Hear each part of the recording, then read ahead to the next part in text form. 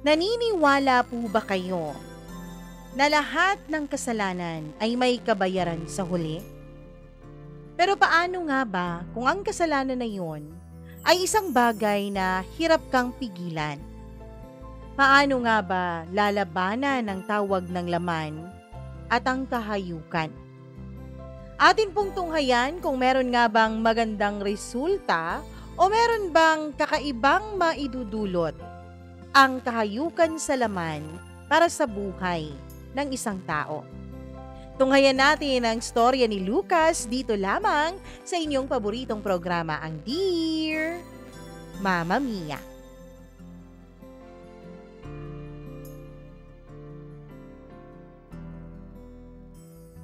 Ang kahayukan sa laman ay tulad ng isang apoy.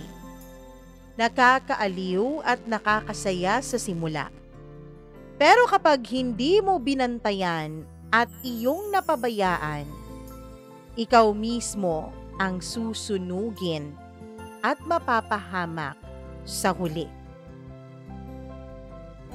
Dear Mama Mia, hello po sa inyong lahat, lalo na sa iyo Mama Mia, at sa iyong mga tagapakinig kagaya ko. Araw-araw po akong nakikinig sa inyo at araw-araw ko pong pinapaalalahanan ang sarili ko na dapat ay magbago na ako. Dapat ay ayusin ko na itong buhay ko. Mama Mia, ako po si Lucas. Mahigit 30 years old na po ang edad ko. Nasa late 30s na. Meron na rin akong asawa at meron na po akong anak. Kung tutuusin, Mama Mia, ay isa po ako sa mga matatawag nating pinagpala sa buhay. Meron po akong disenteng trabaho sa isang malaking kumpanya dito sa NCR. Masasabi ko, Mama Mia, na talaga namang kung may paborito ang Diyos, ay isa na po ako sa mga iyon. Bukod kasi sa maganda kong trabaho, ay meron rin akong maalaga at mabait na misis. Isang bagay na hinahangad ng karamihan. Mabait, mapagmahal, at maalaga po ang asawa ko. Lahat ginagawa niya para sa aming munting pamilya. Ang anak ko naman ay talagang ina-admire ako at iniidolo ako, Mama Mia. Sa mata ng marami ay mabait ako, masipag at responsableng asawa at ama. Kaya nga raw ako pinagpapala, sabi ng iba, dahil mabuti daw akong tao. Pero ang hindi nila alam ay meron akong isang sikretong itinatago. Isang lihim na tanging ako lamang ang may alam. Isang bagay na matagal ko nang kinikimkim. At isang gutom na hindi kayang busugin ng pagmamahal kahit pa ng lahat ng tao sa aking paligid. Isang uhaw na hindi nawawala kahit uminom ako ng ilang balding tubig. Isang init na hindi kayang palamigin ng paliligo at pagpasok sa isang malamig na kwarto. Mama Mia, may hinahanap-hanap po ako. Laman. Hindi ko ito hinanap pero narito ito. Hindi ko ginusto na magkaroon ng kakaibang init at kakaibang pagnanasa para sa ibang tao. Pero hindi ko po malaman, Mama Mia, kung bakit may nagkaganito ako. Ang natatandaan ko lamang, high school ako nung mag-umpisa po ako na mahumaling sa bagay na ito. Nagumpisa yun bilang isa pong dare sa aming magkakaibigan. Oh, etong si Lucas, sabi, wala pa raw tong experience kahit gagraduate na tayo ng high school. Lucas naman, mahina ka pala eh. Yan ang laging kantsawan noon ng mga kabarkada ko. Ako kasi ang nag-iisa po sa grupo namin ang wala pa pong experience o karanasan pagdating sa pakikipagtalik. Anong wala? Ilang girlfriend na nga ang meron ako? Oo nga, mapapadali sa'yo ang pagpapasagot sa mga babae. Pero ewan ko ba, Lucas, sa dinami-dami ng mga naging girlfriends mo, bakit wala ka pang naikama ni isa sa kanila? Pati nga ako noon, Mama Mia, ay nagtataka. Normal naman siguro sa mga high school na kalalakihan ang pag-usapan ang mga ganong bagay. Sa totoo niyan, Mama Mia, mga kabarkada ko po ang nagbukas ng mga mata ko, lalo na sa mundo ng mga malalaswang video. May internet na rin kasi nung high school kami. Hindi kasing bilis ng internet ngayon pero sapat para makakita ka ng mga malalaswang video kahit na blurry pang ilan sa mga yon at mga malalaswang larawan. Nung una akala ko walang epekto ang lahat ng yon sa akin. Pero habang tumatagal, Mama Mia, na halos kada Sabado o kahit nga tuwing wala kaming pasok, ay pumupunta kami sa bahay ng aking isang kaibigan at dun kami nanonood ng mga ipinagbabawal na palabas sa mga kabataan. Dati kasi, yung kaklase ko, walang tao po ang bahay nila. Nag-iisang anak lamang siya at parehong mga magulang niya ang nagtatrabaho. Kaya nagkakaroon talaga kami ng sapat na panahon at pagkakataon na gawin ang mga bagay na hindi namin pwedeng gawin sa harap ng karamihan. At yun nga, Mama Mia, ay ang mag-explore tungkol sa usapang sexualidad. Kaya naman, lahat sila noon ay pinagtatawanan ako, kinakantsawan, tinutukso. Lucas, akala ko ba ikaw ang pinakamagaling sa atin pagdating sa mga babae? Bakit wala ka pang karanasan? Kapag nagkakasama-sama kaming magbabarkada, lahat po ay nagpapayabangan. Karamihan ng karanasan, pati nga po kung ano ang ginawa sa kama ay sinasabi pa nila. Alam mo pre, grabe yung girlfriend ko, may ginawang bago sa akin kagabi. Narinig ko pang pagmamalaki ni Leo sa aming lahat. Mahal na mahal ako ng girlfriend ko na yun eh. Kaya naman lahat inaral. Ikaw ba, Lucas? Anong ginawa sa'yo ng girlfriend mo? Laging ganun, sa tuwing nag-uusap at nagpapayabangan sila tungkol sa bagay na yon, sa akin po talagang bagsak. Ako ang tinatanong kung ano na ba ang nangyayari sa aming dalawa ng girlfriend ko. Mama Mia, totoo pong takot ako noon. Takot ako sa rejection. Natatakot ako mag-umpisa ng mga ganung bagay sa girlfriend ko dahil nakakahiya po. Paano kung humindi? Paano kung umayaw? Anong gagawin ko? Paano kung magkita kami kinabukasan pagkatapos niya akong tanggihan? Diba, mas nakakahiya yun? Kaya naman hindi ko po magawa-gawang sumubok. Kahit na may mga pagkakataon na naghahalikan kami ng mga naging girlfriends ko, ay hindi po umaabot sa pagkakataon na gumagalaw ang mga kamay ko, Mama Mia.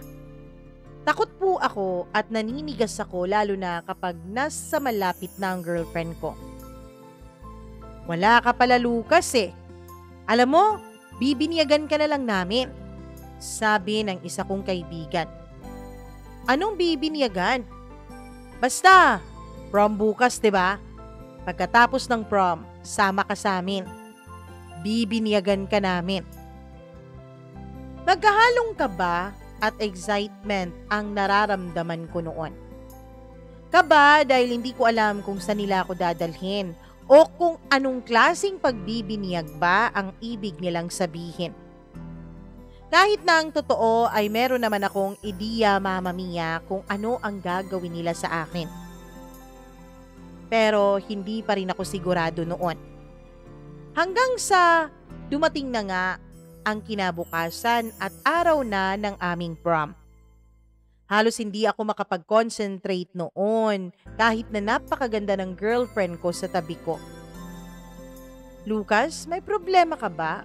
Bakit parang namamawis ka ata?" Tanong niya sa akin. Wala naman. Ano lang, ganito lang talaga ako eh. Hindi kasi ako sanay dito sa suot ko."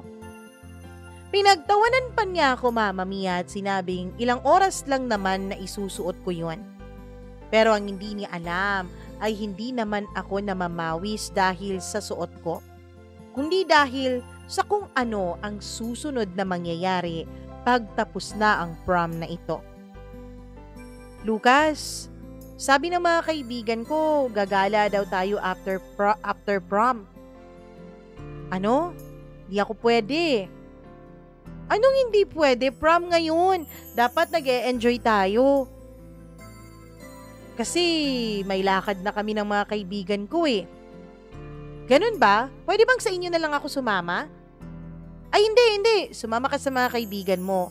Enjoy na lang natin tong mga oras na to. Tapos pagkatapos ng prom, dun ka muna sa mga kaibigan ko. Sa mga kaibigan mo at ako naman sa mga kaibigan ko." Kahit na kumunot ang noo ng girlfriend ko noon at medyo nagtataka po siya, ay hindi na rin naman siya nagtanong pa. Hanggang sa in-announce na nga ng isa naming teacher na tapos na ang prom at umuwi na raw kaming lahat. Wala pang 1 minuto matapos ang announcement na yun, ay hinila na ako ng mga kaibigan ko sa may gilid. "O ano Lucas, handa ka na ba? Ubarin mo nga yung suot mo, nakakaasiwa eh. Tignan mo kami, naka-t-shirt na lang." Kaya naman nagpalit na ako ng t-shirt na dala-dala ko. "O sige na, alis na tayo ng makarami," sabi ng mga kaibigan ko. "Saan tayo pupunta?"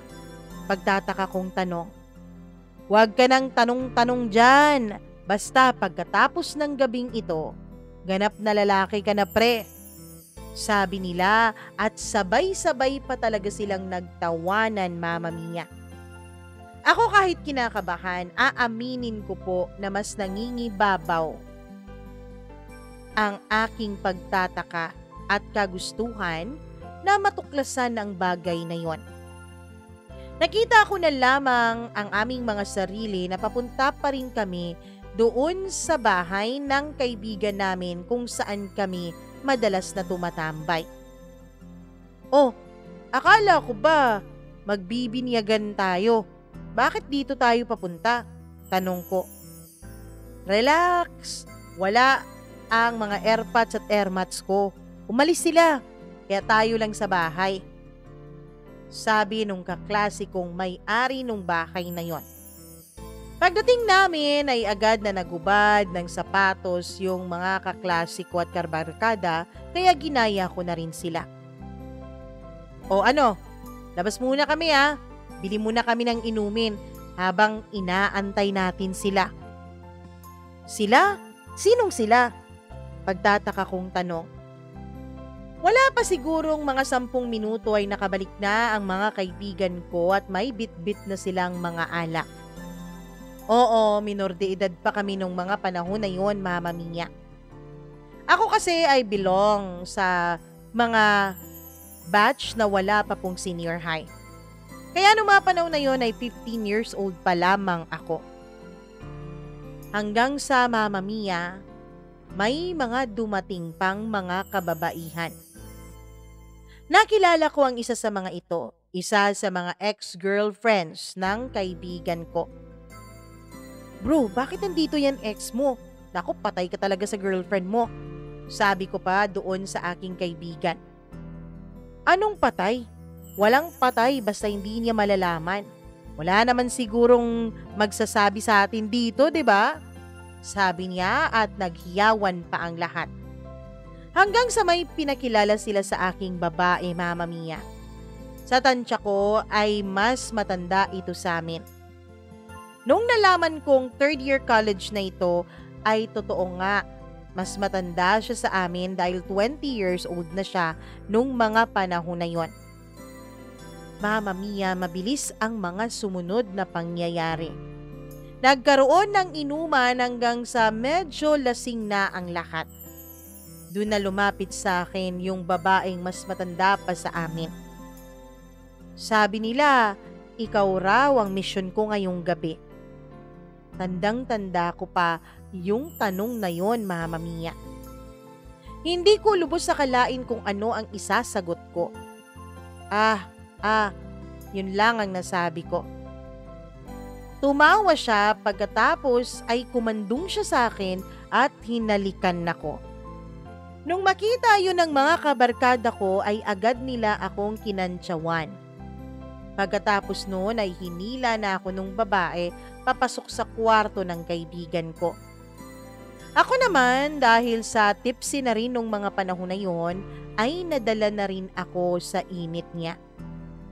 Mama Mia, nanginginig pa po ang mga kamay ko nung tanggalin ko ang pagkakahook ng kaniyang bra.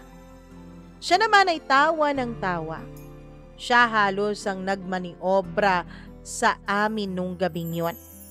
Siya ang nagturo sa akin kung paano humalik, kung paano humaplos at kung paano magpaligaya ng babae. Natawa pa nga siya, Mama Mia, dahil hindi pa nga kami napunta dun sa bakbakan talaga, ay napahiya ako dahil hindi ko na napigilan ang sarili ko.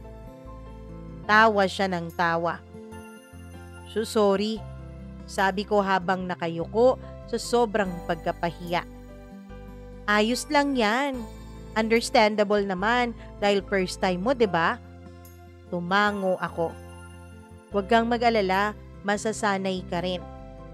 Pagkatapos noon ay agad niya akong siniil ng halik. Hindi na rin ako nagpatumpik-tumpik pa, Mama Mia. Hanggang sa buong gabi nga niyang pinaramdam sa akin na lalaking lalaki ako noon. Kinabukasan, nung magising ako ay wala na yung mga kababaihan. Nagising na rin ako na yung iba kong mga kaklase ay naglilinis na rin ng bahay nung kaibigan namin. Uy, linisin mo naman yung kwarto ko. Pinagsamantalahan nyo yung kwarto ko kagabi ha. Baka amoy Zonrox na yun. Sabi pa nila at sabay-sabay na nagtawanan.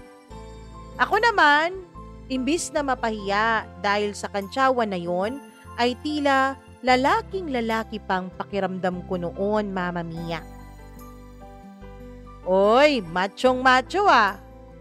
Pagtutuloy pa nila sa kanilang panunukso sa akin. Ganun pala ang feeling nun, mga pre. Bakit? Anong feeling? Sige na, kwentuhan mo kami habang naglilinis tayo. Mama Mia, mas lalo ko pong naramdaman noon na lalaki talaga ako. Dahil ang mga kaibigan ko ay tinutokso na ako hindi dahil sa kawalan ko ng karanasan, kundi dahil kahit first time ko raw, ay magaling na raw siguro ako dahil inabot nga kami ng 4:00 ng umaga nung kapartner ko. Iba po sa pakiramdam na para bang hinahangaan ka ng mga kaibigan mo, Mama Mia. Iba sa pakiramdam na parang tinitingala ka nila. At pagkatapos nga ng gabing yon ay hindi na po ako nahiya sa mga girlfriends ko. Lahat ng girlfriend ko, Mama Mia, lahat po sinubukan ko kung papayag na gawin namin ang ganong bagay. May mga pumayag, oo, pero may iilan ding tumanggi. Kapag tumatanggi, Mama Mia, ay hindi ko na po minamahal. Hindi ko na binibigyan ng panahon at hindi ko na binibigyan ng atensyon. O pare, wala ka pala, hindi mo pala kaya yun eh. Sabi ng isa kong kaibigan nung nalaman nilang ang girlfriend kong si Jane ay hindi pumayag na iregalo sa akin ang kanyang pagkababae sa aming Montsari. Bakit di mo na lang kaya suyuin? Pakitaan mong poging-pogi ka at gentleman. para naman pumayag. Nako, ayoko ng mga ganong babae. Ayoko ng mga pakipot. Mas gusto ko yung pareho ng first experience ko. Bigay na bigay, all out. Iba ka rin, no? Pero alam mo, mas maganda yung pinaghihirapan mo. Mas masarap, sabi pa ng kaibigan ko. Ayoko na, no? Sapat na sa akin yung humindi ng isang beses. Ayoko nang makapangalawa pa. Kung ayaw niya, idiwag niya. Ang dami namang mga babae dyan. Ganon ang naging siste ko mula high school hanggang college, Mama Mia. Hanggang sa kung sino-sino na lang ang nagiging girlfriends ko. Pero nagbago po ang lahat nung makilala ko si Dayan. Si Dayan ang kauna-unahang babaeng tumanggi sa akin na sinuyo ko talaga, Mama Mia. Siya ang kauna-unahang babae na humindi sa akin pagdating sa kama. Dahil sa kanya ay medyo tumino ako. Hindi na ako nagkaroon pa ng maraming girlfriends. Pero Mama Mia, isa lang po naman ang may pagmamalaki ko sa inyo. Kahit naman po ganito ako at kahit naman po mahilig ako sa mga maiinit na bagay, ay never naman po akong ng two-time ng babae. Kapag umayaw sa akin ay nakikipaghiwalay ako, ay nanggo-ghost ako, tapos may iba na naman akong girlfriend. Pero wala po akong pinagsabay-sabay. Kapag umayaw, edi wag na. Pero nung si Dayan na ay hindi po nangyari yon. Nung umayaw siya, ewan ko ba, mas lalo pa pong tumindi ang pagnanais ko na magustuhan niya ako. Hanggang sa tumagal ang aming relasyon at nagdesisyon na nga kaming magpakasal. Maniwala kayo't sa hindi, Mama Mia. Berhen po si Dayan nung napangasawa ko. Hindi po talaga siya pumayag na may mangyari sa aming dalawa kahit na mahigit 3 taon naman kaming mag-boyfriend at girlfriend noon. Inutukso-tukso pa nga ako ng mga kaibigan ko. Mukhang tinamaan nga raw talaga ako kay Dayan dahil kinaya ko ang mahigit 3 taon na walang binyag-binyag. Sabi ko naman sa sarili ko, oo nga siguro. Matino na nga siguro ako.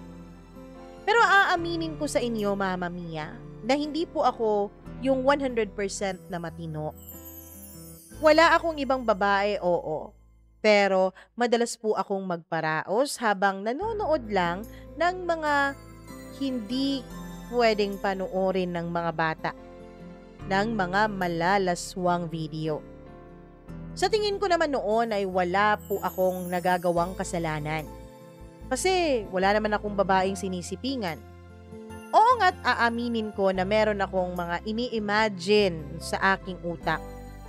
May ini-imagine akong mga modelo, artista, at mga sexy na mga personalidad na sikat. Ini-imagine kong sila ang kasama at kaulayaw ko sa kama, pero hanggang imagination lang naman yon.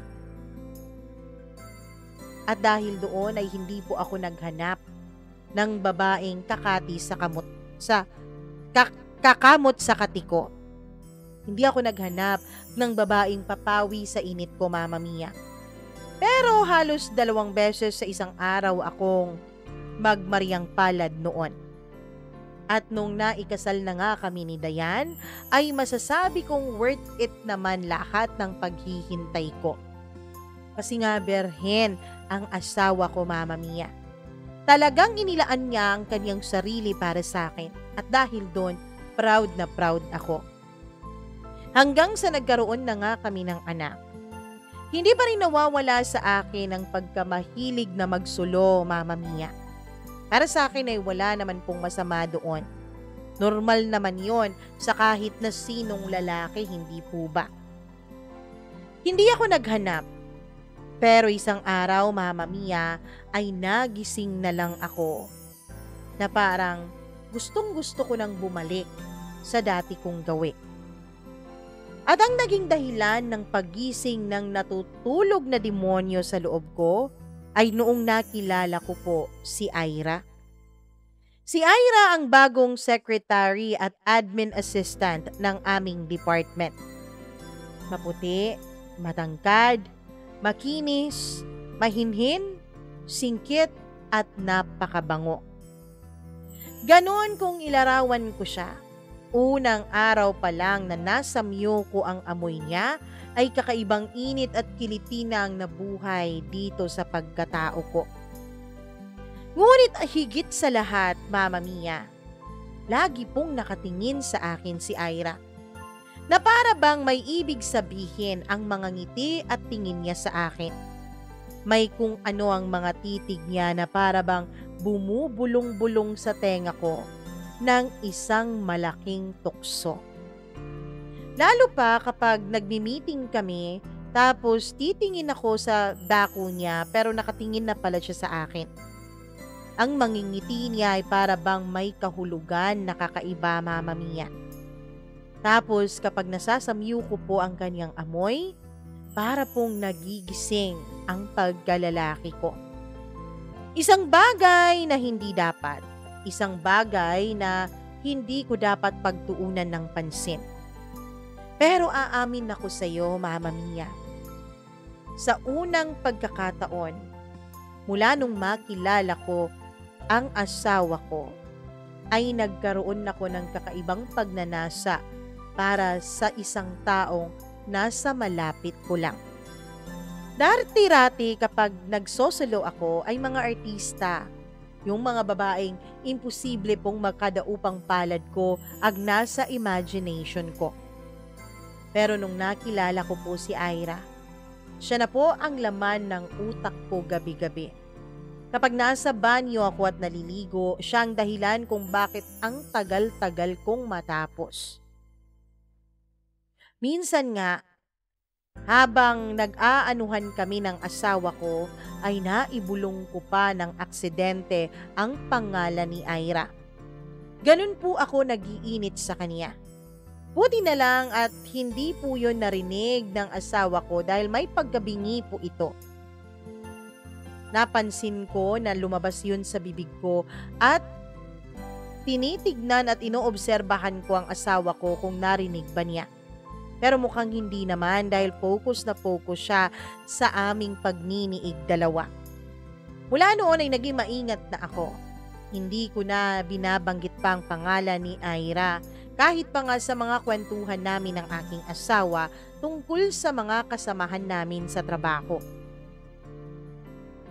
Hanggang isang gabi, Mama Mia, hindi ko akalain na ang pantasya ko tungkol kay Ira ay magkakaroon ng katotohanan. Nung una ko pong inimagine si Ira habang nagsosolo ako ay medyo na-guilty ako. Pero sabi ko ulit sa sarili ko, wala namang masama. Hanggang isip lang naman. Hanggang pag-e-imagine lang naman at hindi ko naman siya hahawakan. Hindi naman mangyayari ng pisikal ang mga nasa imagination ko. Yun ang lagi ko pong justification in case na makakaramdam ako ng guilt kapag tapos na ako sa pagsosolo ko tapos si Ira po ang naging dahilan noon. Pero isang gabi, merong overtime sa opisina. Uuwi ka pa ba, Ira? Tanong niya. Tanong ko sa kanya. Ngumiti siya sa akin, Mama Mia. Kung may maghahatid, bakit naman hindi? Sabi niya. Kasi yung iba hindi uuwi. Sabi ko naman. Oo nga, Sabado naman daw bukas kaya dito na lang daw sila magpapaumaga. Ikaw ba, Lucas? Uuwi ka ba? Ako? Oo, uuwi ako. May sasakyan naman akong dala eh. Mama Mia! Dun siya ngumiti. Ngiti na alam kong may kakaibang ibig sabihin. Alam kong hindi lang imagination sa aking isip na parang may kislap sa kanyang mga mata nung nginitian niya ako. Ang isang ngiting yon, Mama Mia, ang nagpabuhay sa lahat ng mga natutulog kong pagnanasa. Nagpatuloy kami sa pagtatrabaho hanggang sa natapos na rin sa wakas. Yung aming mga kasamahan na may mga sasakyan at motor ay nagsiuwian na. Yung wala namang masasakyan ay nagsipagpuwesto na sa kung saang bahagi ng opisina. Nanging kaming dalawa na lang ni Ira noon ang nag-aayos pa ng aming mga gamit. O Ira, dito ka lang ba? Tanong ko sa kanya. Hindi ko alam. Sabi niya nung nakalapit na ako. Uuwi ako. Baka gusto mong sumabay. On the way ka rin naman papunta sa amin, di ba? Oo, ngiti niya pagkatapos ay hinawakan pa niya ang kamay ko na nasa kanyang balikat. Maniwala kayo't sa hindi. Parang kakaibang apoy po ang gumapang sa aking katawan nung naghawak ang aming mga kamay. At dito na nga nagsimula ang lahat-lahat, Mama Mia.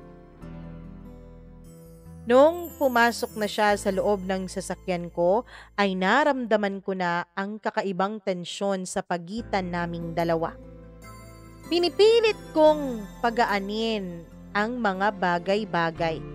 Pinipilit kong tanggalin yung tensyon at nagtatanong ako ng kung ano-ano tungkol sa kanya. Tungkol sa buhay niya, tungkol sa love life niya. Minsan nga, pinag-usapan na namin ang mga nakakatawang bagay. Ewan ko ba, wala naman ang traffic noon dahil madaling araw na nga akong tutuusin. Pero bakit ang bagal-bagal ng takbo ko? Para bang ayaw ko pa noon na umabot kami sa apartment niya. Parang ayaw ko pa na matapos ang biruan at pag-uusap naming dalawa. Hanggang sa dumating na nga kami sa harap mismo ng kanyang apartment, Mama Mia. Dito na ako, Lucas, sabi niya. O sige, salamat sa pag-atid ah. Mama Mia, naggulat na lamang ako dahil bigla niyang hinalikan ang pisngi ko. Halos hindi ako makagalaw noon. Hindi pa siya umalis sa paglalapit ng mga mukha naming dalawa. Hanggang sa bumulong siya.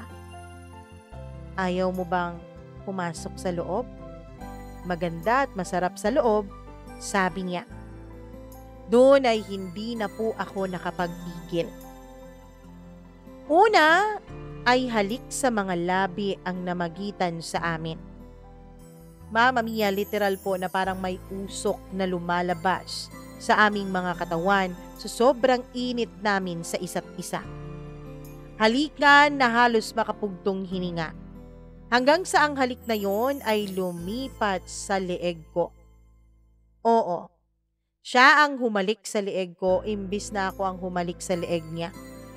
Napaka-wild ni Ira kahit nasa loob pa lang kami ng aking sasakyan. Noong halos hindi ko na mapigilan at napaungol na ako ay tumigil si Ira. Park mo ng mabilisan at sumunod ka sa loob, sabi niya at bumaba na sa sasakyan. Pagkakataon ko na dapat yun. Pagkakataon na umalis sa lugar na yon at huwag magpadala sa tukso pero mas nangingibabaw po.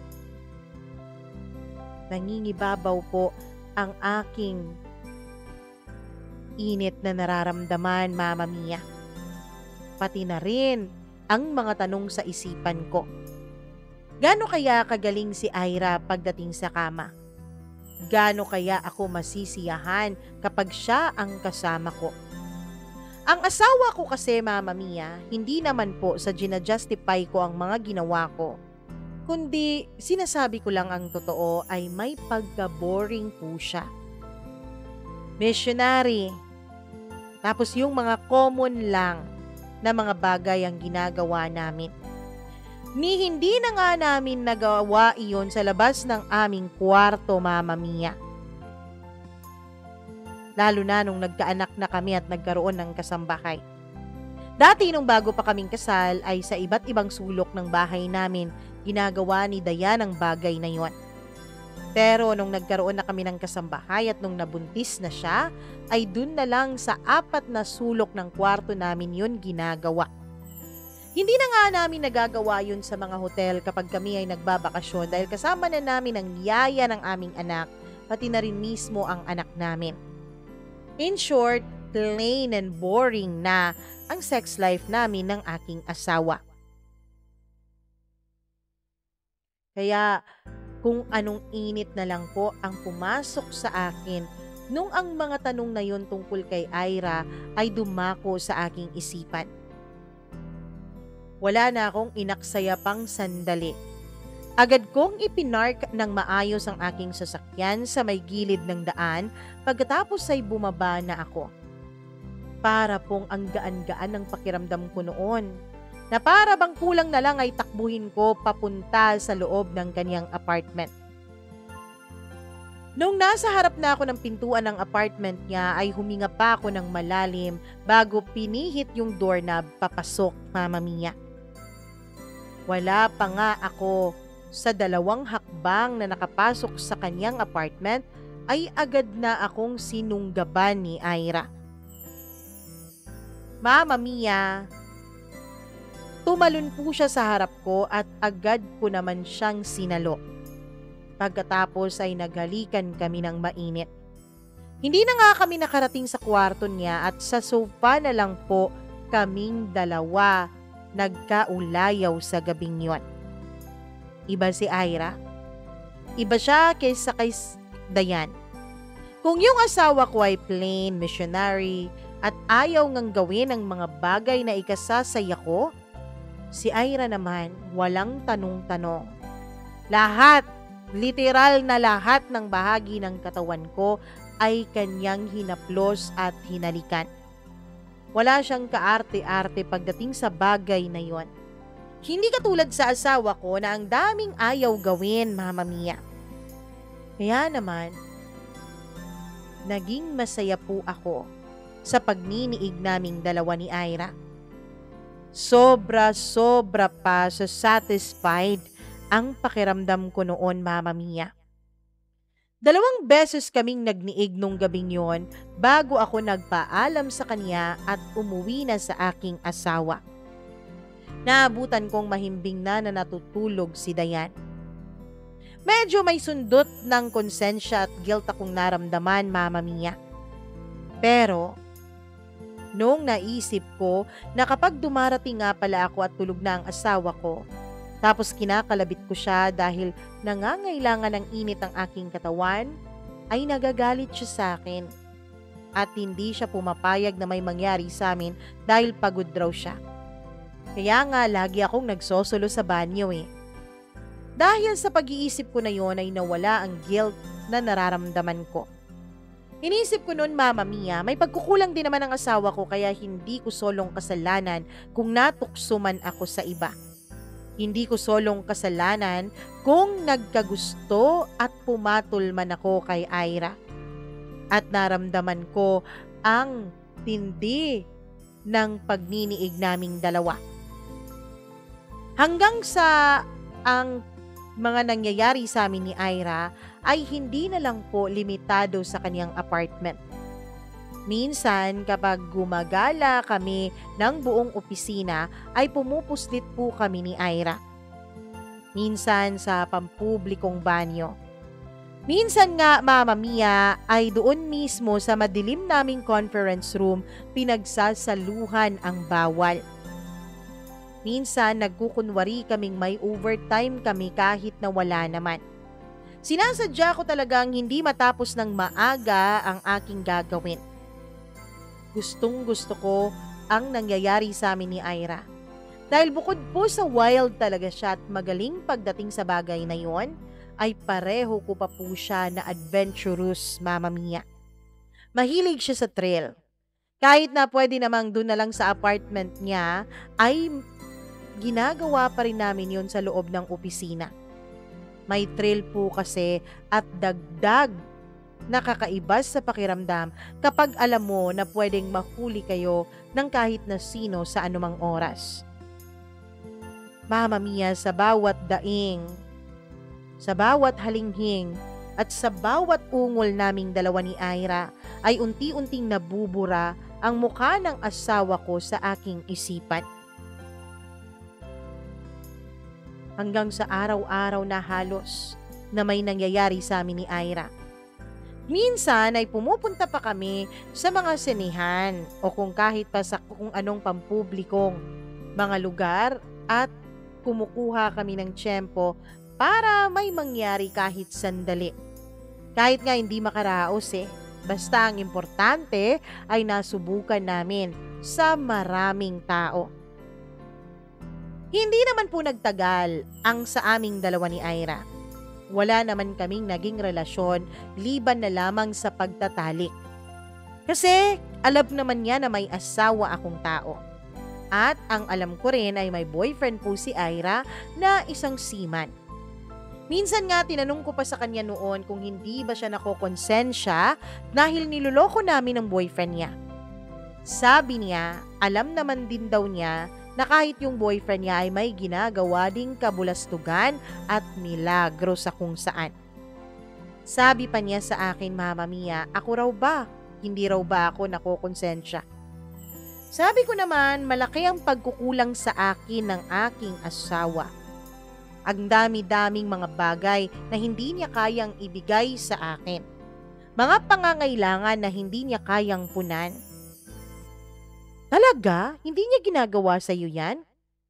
Ayaw niya Sabi niya, nakakadiri daw. Sabi niya, hindi naman daw yun kasali sa pagniniig na nasa Biblia. Ganun po ang asawa ko, Mama Mia. Napakamakadiyos, lahat binabase sa Biblia. Kaya naman, ako ay naboboard sa kanya. At nung nag-resign nga si Ira sa kumpanya dahil nagpakasal na sila ng nobyo niyang seaman, ay may mga sumunod pang babae sa kanya. In fairness naman kay Ira, matapos ang nangyari sa amin at matapos ang kasal nila ng kanyang asawa, ay tinigilan na rin naman niya ako. Tapos siya pang umiwas sa akin at siya pang nag-resign sa trabaho dahil hindi ko na po magawang lumayo sa kanya, Mama Mia. Parang may kung anong magnet po kay Ira. Siguro dahil nakikita ko talaga sa kanya ang satisfaction. Hanggang sa, Mama Mia, nung wala na nga si Ira, ay may mga sumunod pang babae sa kanya. Ang sumunod kay Ira ay ang ex-girlfriend ko po nung college. Ang ex-girlfriend ko na siyang kasabayan ko at nakakasundo ko pagdating din sa bagay na yon, pagdating sa pakikipagtalik. Kung may manyak na lalaki ay may manyak din na babae at yun nga ay si Trisha, yung ex ko. Kung saan-saan din, Mama Mia, basta't kami inabutan, ay ginagawa po namin ang bagay na yon. Nagkaroon kami ng koneksyon nung inad niya ako sa Facebook. Pagkatapos noon ay nag-coffee kami at alam niyo na, hindi lang natapos sa coffee ang lahat dahil nung inihatid ko siya ay may nangyari din sa aming dalawa. Ilang beses din na may nangyari sa amin bago pa siya bumalik ng abroad dahil sa Dubai po siya nagtatrabaho. Pagkatapos niya ay meron ding yung kliyente namin na may asawa na rin. Medyo matanda sa akin ang babaeng ito at naalala ko sa kanya ang unang babaeng nagparanas sa akin ng Gloria. Ilang beses din na may nangyari sa amin, Mama Mia. Pagkatapos niya ay may sumunod pa. At etong sumunod, Mama Mia, ay mas kakaiba po. Itago natin siya sa pangalang Mara. Si Mara ay misis ng kapitbahay kong lagi na lang naiiwan sa bahay nila. Magkatabi lang ang bahay namin. Bagong lipat sila doon, Mama Mia, at inimbitahan kaming mag-asawa nung nagpa-housewarming sila. Doon ko nakilala si Mara at ang asawa niyang pulis. Ang asawa niya ay kung saan-saan din nakakarating dahil sa tawag ng trabaho. Minsan, 3 o 2 araw na hindi nakakauwi dahil may mga operasyon at kung ano-ano pa. Naiiwan si Mara, ang bata niyang asawa. Wala pa silang anak at sexing-sexy pa talaga si Mara, Mama Mia. May nangyari sa amin isang gabi nung ako lang mag-isa sa bahay. Umalis ang asawa ko, bitbit niya ang aming anak, pati na rin ang aming kasambahay. Ang kasambahay kasi namin ay yaya talaga ng aming anak. May sakit ang papa ng asawa ko sa probinsya. Sakto naman noon na walang pasok kaya sinama na lang ng aking asawa ang anak ko, pati na rin yung yaya niya. Hindi kasi kampante ang asawa ko na walang naiiwan sa anak namin ng matagal. At dahil 3 araw siya doon sa probinsya nila at nag-file siya ng leave, napagdesisyonan niya na isama na lang ang aking anak at ang aming kasambahay. Kaya mo naman na dito pa ng mag-isa, 'di ba? Tanong ni Dayan. Oo naman, kaya ko yan. Sabado noon nung kumatok si Mara sa bahay namin. Nandyan po ba si Dayan? Tanong niya sa akin. Naku, wala si Dayan, kakaalis lang kagabi. Umuwi ng probinsya dahil may sakit ang papa niya. Bakit? Anong atin? Kasi hindi sumasagot yung karpenterong nirefer niya sa akin na mag-aayos ng kusina namin eh. Ganun ba? Sige, tawagan ko, pasok ka muna. Pagpasok niya sa bahay ay pinainom ko pa siya ng tubig. Ewan ko kung anong nangyari, Mama Mia. Nag-uusap lang naman kami tungkol sa contact number ng karpentero nung bigla ko na lang siyang kinabig at hinalikan. Siguro hindi ko talaga maiwasan ang kanyang lips na mala Angelina Jolie. Mapang-akit, sexy. Hindi naman po umayaw si Mara, Mama Mia. Ni hindi nga siya nanlaban. Bagkus ay lumaban siya ng halikan sa akin. Nakikipag-espadahan ng dila at nakikipagkompetensya sa haplusan. Mama Mia, noon ay may nangyari sa aming dalawa ni Mara sa mismong pamamahay namin ng aking asawa. Pagkatapos noon ay bumalik kami dun sa bahay nila at dun namin ginawa. Sa kwarto mismo nila ng kanyang mister. Hanggang sa paulit-ulit na may nangyayari sa amin ni Mara. Minsan, kapag hindi umuuwi ang asawa ko ng maaga, ay doon ako dumediretso sa kapitbahay. Parang may demonyong hindi na uubusan ng lakas sa loob-loob ko. Tila ba ako isang hayop lalo na pagdating sa gabi? Isang hayop sa gabi pero isang tao na mabait sa umaga.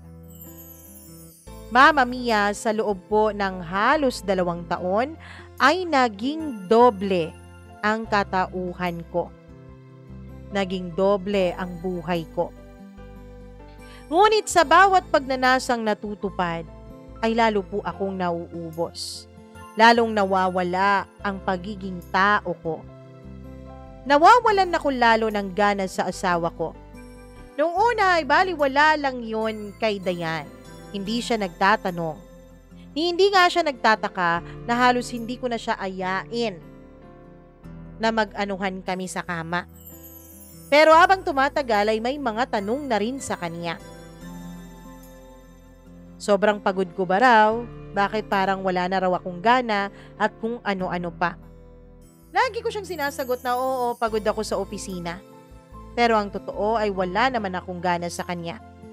Minsan na lang sa isang buwan kung may mangyari sa amin at dala na rin yon ng obligasyon. Hindi na po ako na-e-excite sa kanya. Mas na-e-excite ako sa babae sa kabilang bahay.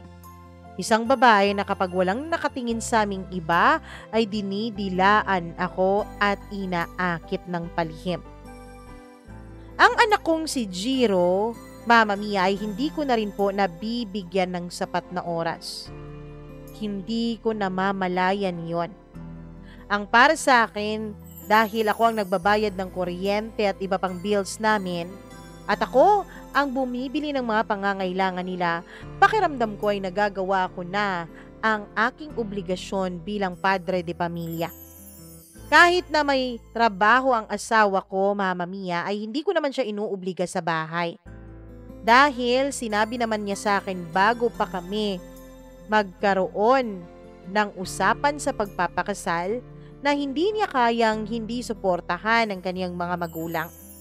Nag-iisang anak kasi ang asawa ko, kaya walang ibang susuporta sa kaniyang mga magulang kundi siya. Inintindi ko naman yon, kaya inisip ko na mabuti na akong asawa. Pero Mama Mia, ang tawag ng laman ay laging sumisigaw mula sa aking kaibuturan. Hinding-hindi ko yon napipigilan, para bang ipinagbabawal na gamot na sa bawat pagkakataon na tinitikman ko ay mas lalo kong hinahanap-hanap. Ang laman, ang init, ang sigaw, ang halinghing at ang mga ungol. Ang paghahabol ng hininga at ang pagpapawis ng katawan ng dalawang taong bawal na magniig. Hindi po yun nawawala sa aking isipan. Kahit pa pumipikit ako ay lagi ko pa rin naiisip ang mga pinagbabawal kong pakikipagniig sa iba. Hanggang isang araw, Mama Mia, isang araw ay natuklasan ng asawa ko ang lahat-lahat. Hindi ko alam kung paano. Hindi ko alam kung kinutuban siya, kung nag-imbestiga siya, o kung anong nangyari.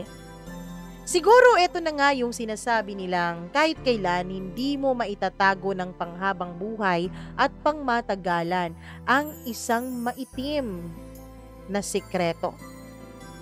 Isang gabi, Mama Mia, nadatnan ko na lamang ang asawa ko na umiiyak. Hawak-hawak niya ang cellphone ko. Mali, ang isang cellphone ko. Oo, mula po nung nagkaroon ako ng iba't ibang babaeng ikinakama, ay meron po akong spare cellphone. Yung cellphone na walang ibang may alam kundi ako lang. Burner phone, kung tawagin ng iba. Dito ako nakikipag-communicate kay Mara at sa mga naging babae ko pa. Siyempre, hindi ko pwedeng ibigay sa kanila ang tunay kong numero. O kung meron man sila, hindi nila yun pwedeng tawagan o i-text man lang. Sa cellphone din na yun ay meron din po akong dummy Facebook account. Mama Mia, nagulat ako nung hawak-hawak na niya yun. Ang naaalala ko kasi ay nasa sasakyan yon, sa ilalim ng driver's seat. Ang totoo niyan, hindi po marunong mag-drive ang asawa ko kaya nagta-taxi o nag-grab siya. Ako lang po ang may sasakyan sa aming dalawa. Kaya naman kampante ako na nilalagay ko lang sa ilalim ng driver's seat ang burner phone ko, Mama Mia. Akala ko ay nandoon yon. Pero gulat na lamang ako isang gabi nung umuwi ako dahil hawak-hawak na niya ang cellphone ko. Iyak siya ng iyak at halata sa kanyang mga mata na kanina pa siya umiiyak dahil magana ang mga ito. Mama Mia, dun ko nalaman na dapat pala kahit burner phone yon ay nilagyan ko sana ng password. Pero dahil kampante ako noon na hindi yun mahahanap at makikita ng asawa ko, ay nakalimutan o sinadya ko ata na hindi yun malagyan ng password. Binasa niya lahat ng mga mensaheng nandoon. Nakita niya lahat ng mga malalaswang letrato at mga malalaswang video. Oh, Mama Mia, hindi rin po nakaligtas sa akin ang pagbibideo tungkol sa mga kalaswaang aking pinaggagawa. Nakaka-excite po talaga kasi. Nanginginig noon ang mga tuhod ko habang titig naman sa akin si Dayan. Sino ka? Hindi ikaw ang lalaking pinakasalan ko. Wala akong naisagot dahil nung nakita ko po na halos mamagana ang buong mukha ng asawa ko sa kakaiyak, dun ko nalaman na tama siya. Totoo ang mga tinuran niya. Hindi na ako ang lalaking kanyang pinakasalan. Hindi na ako ang dating si Lucas. Galit na galit sa akin si Dayan noon, Mama Mia. Nagsisisigaw siya, pinagsasampal niya ako. Paulit-ulit akong humihingi ng tawad sa kanya. Bakit? Bakit mo ginawa to? Mga tanong na hindi ko kayang sagutin. Kung dati lagi kong sinasabi na nagawa ko yon dahil sa kaniyang mga pagkukulang, nung nagkaharapan na kami, Mama Mia, hindi ko po maigawang maisumbat sa kanya ang mga pagkukulang na yon. Nung halos mawalan na siya ng lakas, ay tinalikuran niya ako. Hinawakan ko pa siya sa kamay at humihingi ako ng tawad, pero tinulak lang niya ako. Akala ko noon, Mama Mia, ay papasok siya sa kwarto para humiga at magpalamig. Pero hindi pala. Nung pumasok ako ng kwarto ay malapit na siyang matapos sa kanyang pag-eempake. Doon ko rin napansin na wala pala ang aking anak, pati na rin ang aming kasambahay. Doon ko napansin na wala palang ibang taong lumabas sa sala kahit na nagsisigawan na kaming dalawa ni Dayan. Mahal, Dayan, saan ka pupunta? Wala kang pakialam. Nandidiri ako sa'yo, Lucas. Hindi na ikaw ang lalaking minahal at pinakasalan ko. Mahal, wag naman. Pag-usapan natin to, please. Sorry na, nagkamali ako. Nagkamali, Lucas? Ang pagkakamali, isang beses, Lucas. Hindi yung ganito. Paulit-ulit. Iba't ibang babae pa. Hindi na yan pagkakamali. Sakit na yan, Lucas. Manyak ka na talaga. Hindi mo naman ako masisisi, di ba? Hindi mo nga ako pinagbibigyan eh. There. Lumabas na ang paninisi ko sa kanya. At talagang kasalanan ko pa, ha? Lucas, pagbigyan man kita o hindi, kung disente kang tao, kung tunay kang mabuting tao, hindi mo gagawin yan. Pero hindi eh. Demonyo. Demonyo na nagpapanggap na tupa ang pinakasalan ko. Kaya umalis ka na dyan. Alis! Sigaw niya. Kung ano-anong pagmamakaawa pa ang ginawa ko para wag akong tuluyang iwanan ng asawa ko, Mama Mia. Pero hindi. Lumayas talaga si Dayan at plano na pala niya yun dahil nung tignan ko ang kwarto ng anak ko at ang kwarto ng yaya niya, ay wala na rin itong kalaman-laman na mga damit. Lumayas si Dayan. Dinala niya ang anak kong si Jiro. Naiwan ako sa bahay namin na walang kabuhay-buhay. Mama Mia, akala ko noon dahil sa nangyari ay magbabago na ako. Sure, nagsisi ako ng ilang araw, nagmukmok at umiyak ako ng ilang araw nagpakalasing. Pero wala pang isang linggo ay para pong mas lalo akong lumalim. Mula nung iniwanan ako ng pamilya ko, ay parang nawalan na rin ng katiting na direksyon ng buhay ko. Wala na akong inuuwian. Wala nang naghihintay sa akin. Kaya naman nagagawa ko na lahat ng gusto ko.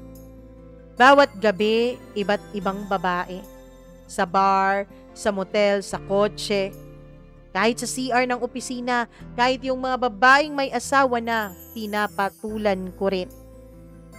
Parang wala na akong pakialam sa buhay. Pero Mama Mia, sabi nga nila, lahat ay may katapusan. At kapag tapos na ang ligaya, tapos na ang sarap, ang kasunod noon ay pait at sakit. Hindi sa katawan, kundi sa kaluluwa. Kahit na nasasatisfy naman ng katawang lupa ko sa maiinit nitong pangangailangan sa tawag ng laman, ay may bumubulong po sa akin gabi-gabi. Ano raw nakukuha ko sa mga ito at hindi ko naman sila mahal? Wala kang minamahal. Ang mahal mo ang sarili mong libog. Pilit kong winawaglit ang bulong na yon. Pilit kong wag pansinin. Pero Mama Mia, isang gabi, habang nasa bar ako at may nakatable akong isang babae, ay may humawak sa balikat ko.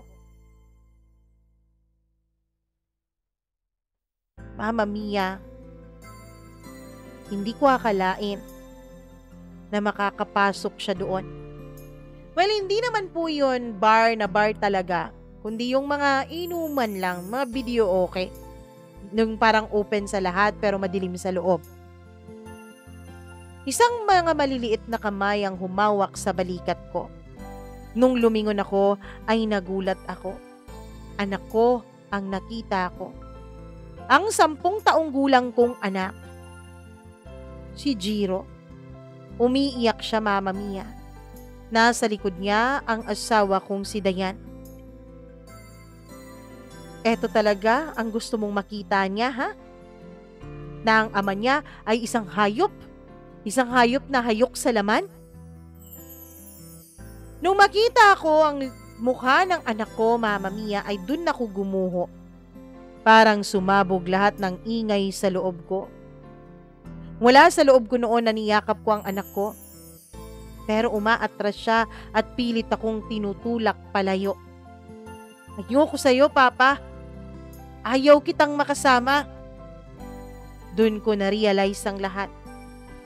Hindi lang katawan ang mawawala sa ganitong klase ng buhay, kundi pati dangal din. Pati pamilya at pati sarili mong pagkatao. Mama Mia, tumalikod na nung gabing yun si Dayan at ang anak naming si Jiro. Hinabol ko sila pero pilit na sumisigaw ang anak ko na ayaw niya sa akin. Umuwi ako sa aming bahay at dun ako umiyak ng umiyak.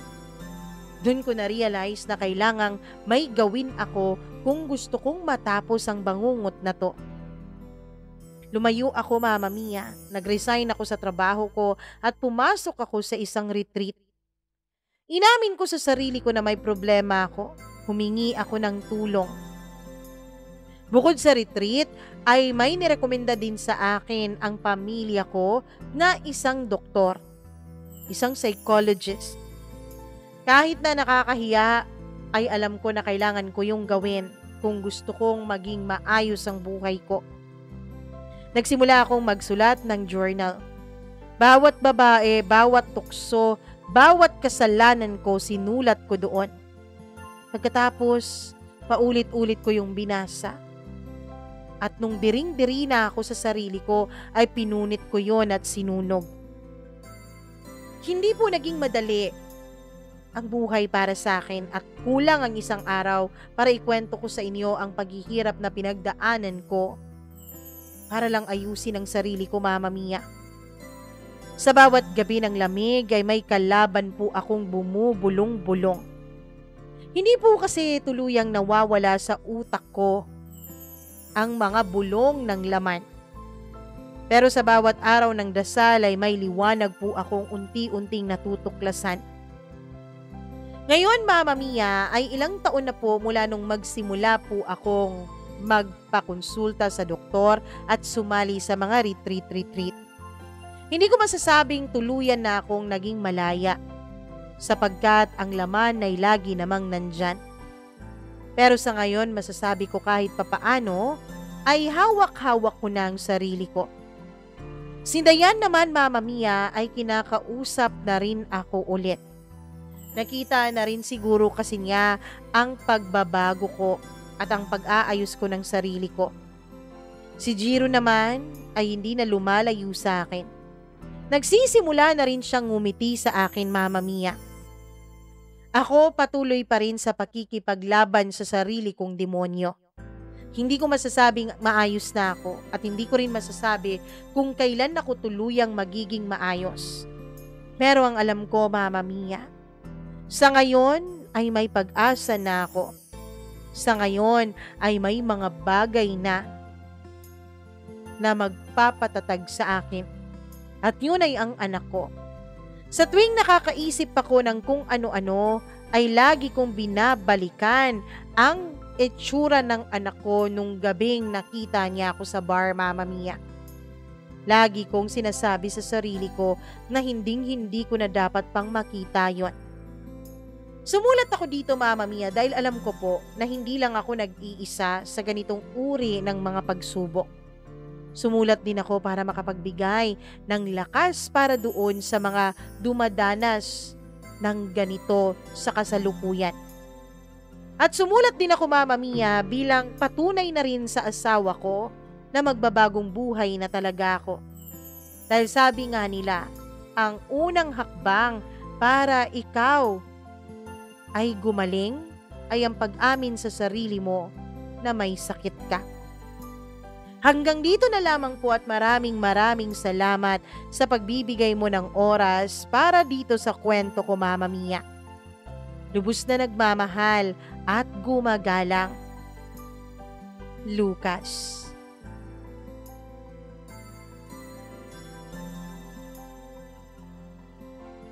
Tunay ngang hindi ka nag-iisa sa mga pagsubok na yan, Lucas. Hindi ko sinasabing mga lalaki lang ang may mga pagsubok na ganyan dahil may mga senders na rin tayo dito, 'di ba? Na mga babae na dinanas din ng ganyang uri ng kasalanan at tukso. Yun ba talagang hindi mapipigilan, ganun?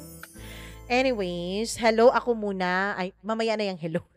Anyways, sasabihin ko muna na siguro, Lucas, kailangan mo rin talagang piliin. O hindi lang kay Lucas sa inyo ding lahat ngayon. Kailangan nating piliin ang mga taong ating sinasamahan. Hindi yon para i-discriminate natin yung mga tao na iba sa atin, kundi para i-surround ang ating mga sarili ng mga taong mabubuting impluwensya. Huwag tayo doon sa mga barkada at kaibigan na hindi naman tayo dinadala sa maayos na daan, bagkus ay sinisira tayo at pilit nilang pinapagawa ng mga masasamang bagay. Hindi po mga tunay na kaibigan ang mga iyon. At para na rin po sa mga magulang na nakikinig ngayon, lalo't balik na ng eskwela, 'di ba? Oo. Sana kahit papaano ay magkaroon tayo ng konting oras para kilalanin ang mga kaibigan na sinasamahan ng ating mga anak. Dahil etong problema ni Lucas, I believe, hindi ako psychologist or psychiatrist, pero I believe na nag-umpisa ito nung mga panahon na binubuli-buli siya, tinutukso-tukso na, ay, walang experience, ay, bakit ka ganyan, bakit parang ang hina-hina mo, ganun, 'di ba? Nagsimula ito doon. Tapos nung sila pang nagparanas sa unang experience ni Lucas, tapos si Lucas pagkaramdam niya, naging lalaking-lalaki siya noon kasi pinupuri siya ng mga kaibigan niya. Sa wakas, nagawa mo, sa wakas, 'di ba, naging lalaki ka, tunay na lalaki ka, ganun. So, I think, dun talaga nag-uumpisa. Dun sa bringing or upbringing, tapos sa mga influence ng mga tao sa paligid mo. So, sa mga magulang dyan, alamin natin ang mga influence na nakapaligid sa ating mga anak. At sa mga anak naman dyan, kung may sarili na tayong isip at kung may sarili na tayong mga utak, isipin na rin natin na, ay, hindi pala mabuting impluensya to, ay, hindi mabuting mga kaibigan to. Kaya lumayo ka na para hindi yung ganito, ano. Anyway, salamat Lucas sa pag-share mo ng iyong mga karanasan dito sa atin. Naway tuluyan ka na ngang maging maayos at tuluyan mo na ngang anong tawag pag ma-defeat? Anong Tagalog sa ma-defeat? Tuluyan mo nang matalo. O ayan, matalo ang demonyo o ang kung anumang klaseng pagnanasa ang meron ka sa sarili mo. Maraming salamat ulit. At syempre, dahil na rin sa iyong tapang sa pag-share ng iyong karanasan na kahit na alam mong pwede kang mahusgahan. Thank you so much. At sa mga nakikinig ngayon, nako, i-like at i-share nyo ang video na ito ni Lucas dahil for sure maraming nakaka-relate dyan. Baka naman meron tayong kahit isang buhay na mabago dahil sa sulat niya na ito, okay? Bago yan, hello po ako sa mga bago nating subscribers. Maraming salamat. As of recording this video, ano ngayon? While nire-record ko to is June 16. O, diba? Ang layo ng recording. Pero alam ko, June 27 ito mai-ere. So, hello ako sa ating 74,184 subscribers as of counting or as of today and as of this moment. Ako naman po ay humihingi sa inyo ng inyo pong tulong para maparami pa po ang ating mga subscribers dahil ang atin pong target para sa taon na ito. By the end of this year, sana po umabot tayo ng 100,000 subscribers. Okay? Hello ako kay Virgil Lopez. Maraming salamat all the way from Riyadh. Hi kay Marichet Serviano. Thank you so much. Hello din ako kay Sabel Bisorio, kay Lady Grace.